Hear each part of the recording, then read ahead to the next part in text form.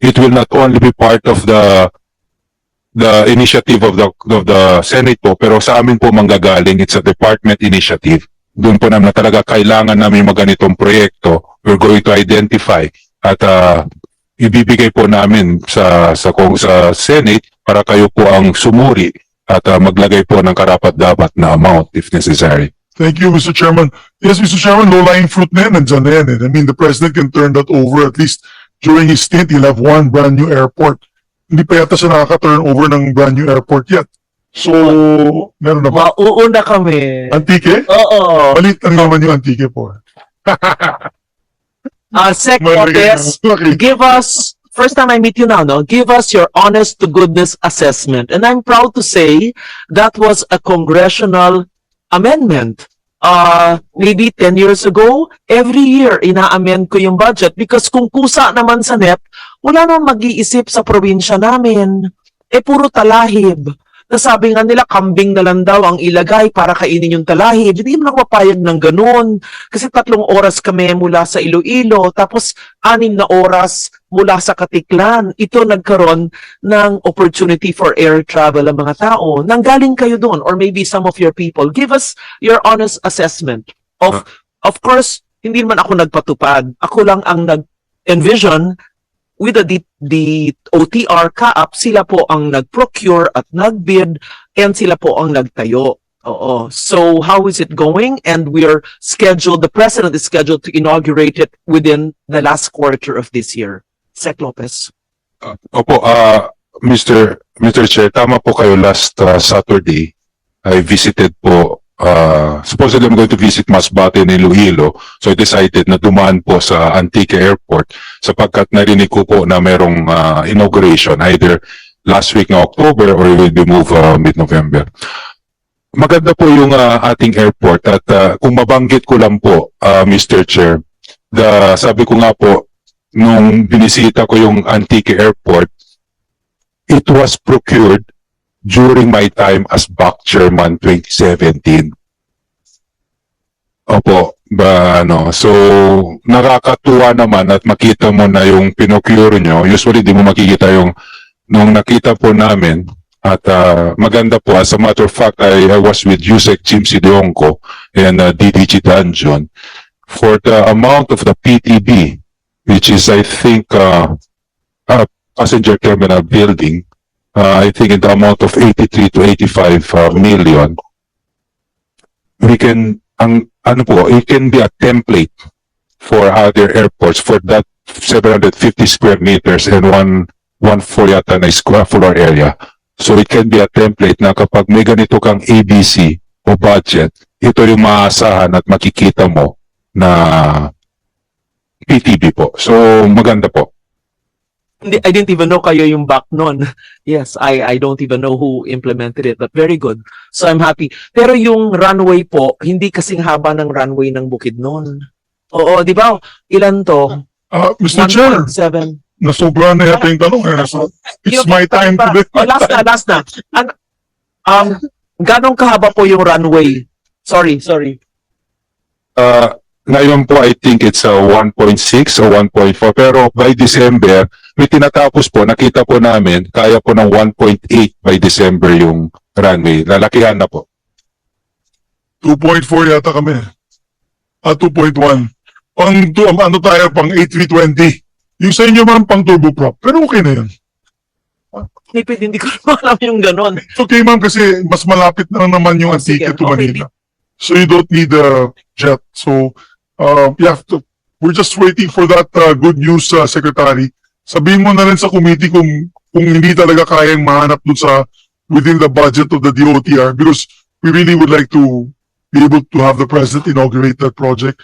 Saka naging matagal ng project na ito. So, since the distinguished lady senator was the one who first put an allocation of 600 million for that, yes, amendment. It's an amendment, Your Honor. Insertion is a bad word. So, it is an amendment. It's what you call an institutional amendment. So, my last point na lang, Mr. Chairman, because I know meron pa kaming dalawang senators here, Senator Bato and Senator Bongo.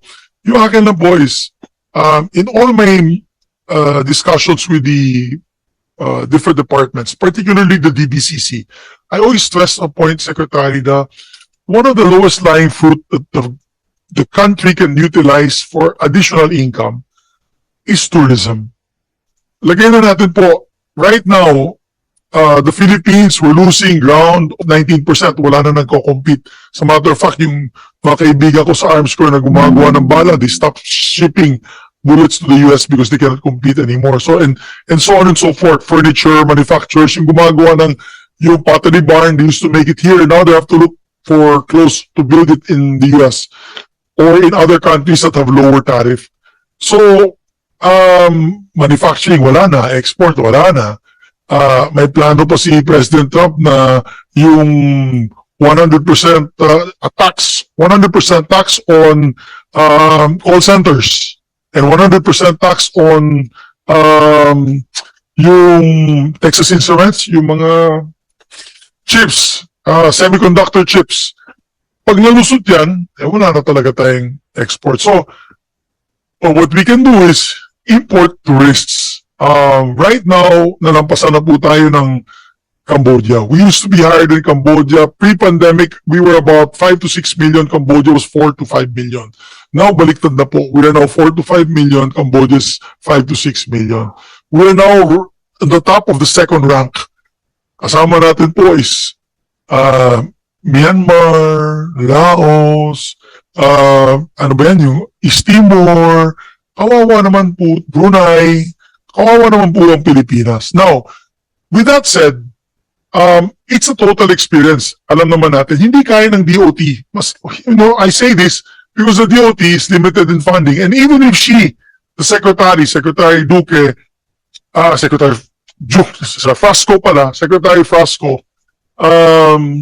has a budget for information and ads for the Philippines, it's an experience. So if they land here, na talagang sama ng experience nila sa airport pa lang, lahat, ay talagang kawawa po, walang babalik dito sa atin. By word of mouth, we are doomed. I'll give you an example. Over the summer, after the elections, I wanted to treat my staff. Personal ko pong treat sa kanila. Hindi po namin ginamit yung opisina. Personal ko pag-treat sa kanila. I wanted to take them to Siargao. What happened was, it was more expensive to buy tickets and reservations in Siargao because, I don't know why, napakamahal. Umabot na lang po kami sa Taiwan, 50% po yung cost. It was gonna cost us this amount in Siargao, half the price Taiwan. And it's come out already that they're bypassing the Philippines as a tourism destination. So number one complaint is high ticket costs. I know Siargao, they're complaining, Cebu Pacific, nandito doon sa DBCC, si Decgo nandyan. Nagsabi sa amin ni Decgo, sa problema ang airport maliit, kaya ganun. Gumanyan siya. Ibig pa sabihin, turboprop mahal. Because they can only carry, I think, 30 passengers or 40 passengers, and the fuel is so expensive. So, what is the course of action there? Sana po, yung DOTR can appeal to the President and the DBM. And alam po nandito si Mina when we discuss this. You choose the top 10 tourist destinations na kulang yung airport. Top 5 lang eh. Kasi tapos na po yung Palawan, maganda na yung Puerto Princesa, maganda na yung Bohol, it's a template also. They get flights direct from Korea. Maganda na po yung Cebu, of course, has always been there. But for example, El Nido, Coron, Camiguin, which we're already funding, Camiguin now, and Siargao, please, kasi Siargao talagang the airport there, when I went the last time, we stayed in Siargao, the problem was kuryente, saka yung airport. Yung airport, yung banyo nasa labas ng airport, it's an outhouse. Ang laki-laki ng spider. Ay, walang gustong mag-wiwi doon kasi laki doon ng spider doon pag nakita nila. Yung sa Bisaya, damang. So it's called damang. Sa amin sa Bisaya, yung Bisaya dito. Yung damang, yung malalaking hairy spider nandun sa loob. Ganun ang banyo doon sa Siargao, sa labas. Unless nasa loob ko ng terminal nakaliit-liit, yung terminal kasing laki lang ng kwarto na to. So, I'm appealing to the good gentlemen and women of the DOTR. Alam po ni Sec Vince ito. I mentioned it to him. If we get 1 million tourists spending only $1,000 That's already $1 billion for the economy. 1 million at 1,000. How difficult is it to get 1 million tourists to the Philippines? It's not difficult. Cambodia is doing it. But we have to give them the good experience that they feel in other countries. And one of them is the gateways, which are the airports, the seaports. So, I would like to wrap up by saying, I already have a budget, Your Honor, dun sa Camiguin Airport. For me kasi, I'm from Region 10, that's Northern Mindanao. Meron ko po yung nilagay na budget dun sa DPWH for the runway. Now, we need to add to that because or else mapipigil yung project. With your permission, Chairman, kung makahanap tayo ng budget, magbigay din tayo dagdag dun sa Camiguin at syempre, dagdagan natin yung sa airport ng Siargao. Di ba po, Mr. Chairman? Because if you've been to these beautiful islands, we can compete. We can compete with Tahiti. Kung pumunta po kayo sa White Island, Camiguin, ay sana mapagkita yung picture. Para kayo nasa Tahiti, nasa Mauritius, mas maganda pa. Pero yung turboprop lang pupunta doon, Secretary, you have to ride to Cebu and then from Cebu to Camiguin. No tourists will do that. They only want at least 2 flights. So when you go to Manila, then you go to the destination. Ayaw po nilang Manila, then 2 flights pa, Cebu, and then Camiguin. It's really a deterrent for any tourist to go there. Kaya sana we can build the airports that are already 2,000 meters long yung runways para makaland yung A320s. Tapos yung complaint pa, yung, for example, yung Balisin, yung, I think even the airports in basta lahat daw ng turboprop, yung Coron and El Nido, will take off na from Clark kasi ayaw na po ng MIA. Yung bagong management ng MIA, ayaw na po nila ng turboprop. Pagka ganun po, I'll tell you, next year, 3 million na lang tourist natin. Talagang pababa yun. Kasi nobody will, hirap na hirap nga tayo pumunta ng Manila, ng Makati, ng BGC from the airport. Pupunta pa tayo ng Clark. Diyos ko po, kawawa naman yung mga turista. No tourists will go from Manila to Clark if there's no direct flight from Clark. Kawawa talaga yung mga destinations na yan. They will see a sharp decline in tourism arrivals. So I think it should be an all-government approach. I think we should all help each other. And I think when there are proposals to move these airplanes to Clark, I think the DOTR should say, sandali lang kasi paano yung tourism? Don't wait na for the DOT to react because we can see it in the numbers. Sila mismo, Secretary Ralph, told us the tourism numbers are declining. So we just have to think out of the box and we have to think progressively. Kasi kung hindi, I've been saying this, buwang bibig ko po, pasensya na lang, ako po yung naging broken record.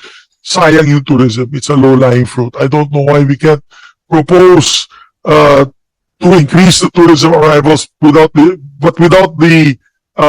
creation of these new airports, the repair of these old airports, wala po mangyayari sa atin. Yun lamang po, Mr. Chairman. I hope I can get a comment lang from Secretary that he can give his support to these tourism, of course, tourism sites. Hopefully, the airports can be finally refurbished. Yes, Secretary Lopez, yung pong yung concern of our majority leader. Thank you, Mr. Chair. Tama po kayo at mas palalakasin po namin ang pagkipag-ugnayan namin ng convergence namin with the Department of Tourism. But just a couple of things po sa Siargao, no? Tama po kayo, mataas po ang pamasahe sa Siargao. Kaya po nakiusap tayo sa PAL, at least for the PAL leg, no? Noong first week ng September, ang maximum fare po ng one way for Siargao is 17,500. Nung tayo po nagipag-usap sa PAL, naibaba na po yan sa 11,500 for one way. Kailan po mangyayari ang 11,500? Ibig sabihin ho, kapag parang ngayon, napag-isipan mo pumunta sa Siargao, bukas ka bibili ng ticket mo, malamang po 11,500 po yan. But that's the cap already. Hindi na po tayo abot ng 17,500. At tama rin po kayo na isa sa rason kung bakit mahal ang Siargao, kasi maiksi ang runway. Tama po kayo. If it's a smaller runway, propeller lang po ang pwede dyan. That's more than 70 to 90 persons as compared to jet, naabot ng mga 200. Again, the allocation of costs will be limited to few compared to jet po. Ang ginagawa naman po natin ngayon, ang CAAP, they're doing this expansion of runway. May dalawang anggulo po kasi yan. Yung kabila sa may nakatingin tayo sa bundok. Dito naman, may problema tayo sa